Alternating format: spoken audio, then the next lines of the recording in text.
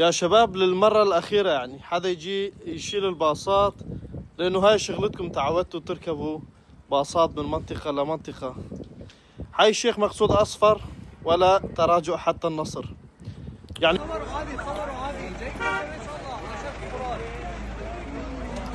مقصود عبر هذه الحافلات هؤلاء الذين كانوا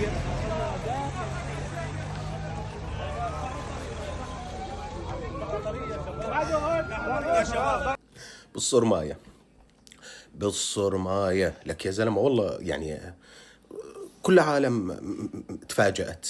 اصمدوا لكم شوي، صبروا لكم شوي، قاوموا لكم يومين ثلاثة أسبوع. يعني ما حتى أنا اليوم لابس أصفر، لبست أصفر تضامنا معاكم، على قد ما ندعس على روسكم وعلى شواربكم، وعلى قد ما طلعتوا فاشوشيين وعضريطيين.